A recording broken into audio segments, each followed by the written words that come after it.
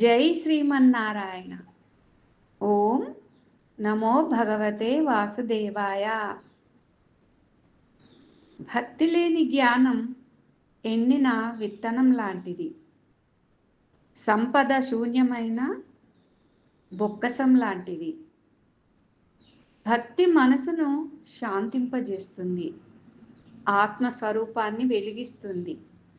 ఈ సత్యాన్ని హంసోపనిషత్తు తెలియజేస్తుంది. అథర్వ వేదాంతర్గతమైన హంసోపనిషత్తులో లోతైన తత్వసారం ఉంది. ఒక సందర్భంలో గౌతముడు సనత్కుమార మహర్షిని ఆశ్రయించి ఆత్మ, జీవుడు, ఈశ్వరుడు, దేహం, మనసు వీటి మధ్య సంబంధం ఏంటి, బ్రహ్మజ్ఞానం సులభంగా ఎలా లభిస్తుంది అని ప్రశ్నిస్తాడు. దానికి సమాధానంగా సనత్కుమారుడు ఒక పురాణ స్మృతిని వివరిస్తాడు. ఒకసారి పరమశివుణ్ణి పార్వతీదేవి బ్రహ్మ విద్య గురించి ప్రశ్నించగా ఆయన హంసాసోహం అంటూ బ్రహ్మైక్య తత్వాన్ని ఉపదేశించాడు. అదే ఆ ఉపనిషత్తు సారం. ఇక్కడ హంస అన్నది కేవలం పక్షి కాదు, నేనే ఆ పరమాత్మ అనే అనుభూతి. అది ఉచ్ఛ్వాసలోను నిశ్వాసలోను ఆ పరమాత్మే ఉన్నాడన్న భావన.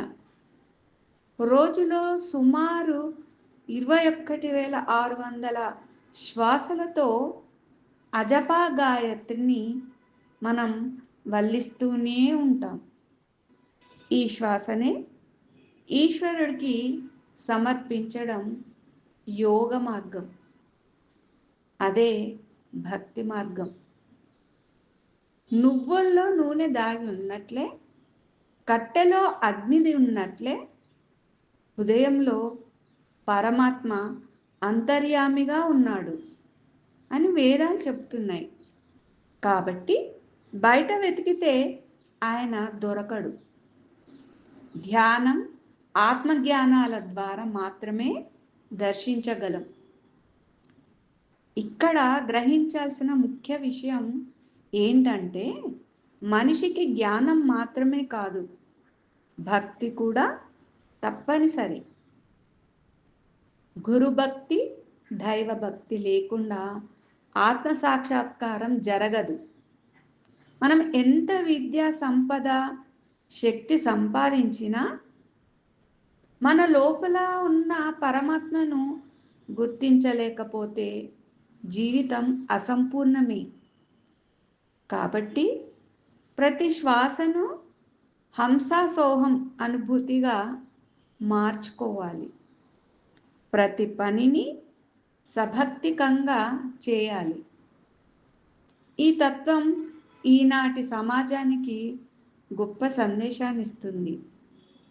మనం ఎన్ని విభిన్న గుర్తింపులతో జీవిస్తున్నప్పటికీ నేనే పరమాత్మ అని తెలుసుకుంటే ద్వేషం, అసూయ, అహంకారం తొలగిపోతాయి. అందరూ ఒకే పరమహంస స్వరూపమని గుర్తించినప్పుడు భక్తి, జ్ఞానం సమన్వయం అవుతాయి.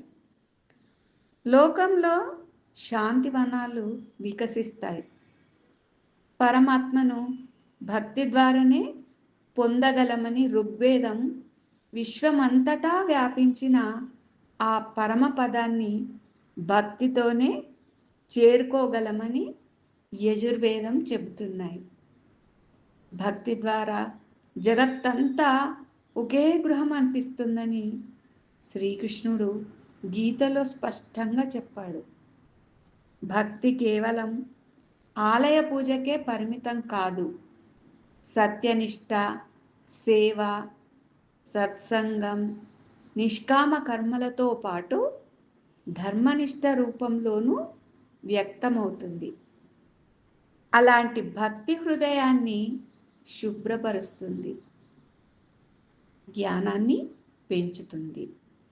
ఏత వాత హంసోపనిషత్తు మనకు నేర్పేది ఏంటంటే,